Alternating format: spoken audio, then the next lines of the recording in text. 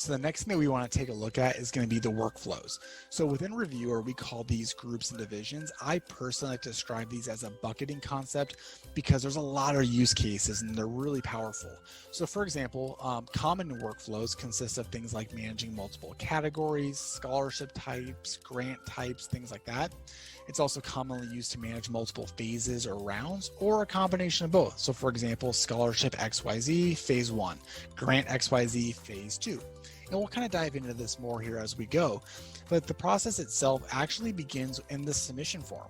And the reason why I say that is maybe an example is a scholarship program, and a scholarship applicant is filling out their profile and they pick from a drop-down what scholarship they want to apply for. When they press submit, the system says, oh, hey, because you chose scholarship 1, 2, 3, I'm going to go ahead and put you into a bucket with everybody else who chose that scholarship. And that's kind of what we're looking at here. So now the next step to this is assigning those buckets to your review teams. So what that means is that you can actually have entire committees looking at a bucket of submissions, or you can get hyper specific and control what applicants are reviewed by what judges. Let's take a look at that. So in this example, we have a bucket called dissertation. So what that means is that there's a bunch of submissions in the dissertation bucket. If we look off to the right, there's a list of people who are review members. So when these individuals log into their account, they're going to have access to the submissions within their bucket. Now, of course, every bucket can have its own scorecards, its own dates and deadlines and things like that. And if we go ahead and click Manage Assignments, it gives you the power to be very specific in how you want to assign submissions to the review committees. So in this example, we have a list of submissions. There's 4 of them. And we have another tab, and this shows us the list of review members. So maybe you want to assign a submission to a judge. You would simply click on the submission you want to assign. You would pick from your list of judges, and then you'd set assignments. And as you can see, this submission now has 2 different judges. And that works great.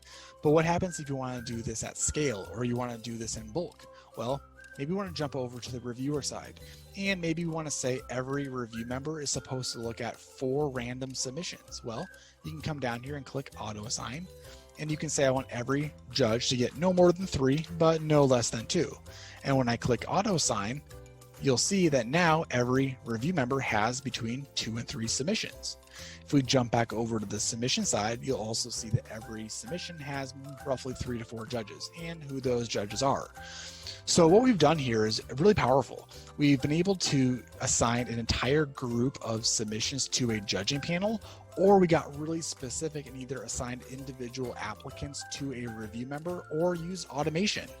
Now, what if you want to take this a step further? A really common workflow is to use these automated tools, and then maybe there's a conflict of interest or a judge drops out. Well, now you can go ahead and go back to your more manual method and unassign submissions from judges and get specific. So overall, that covers the assignments of submissions to judges.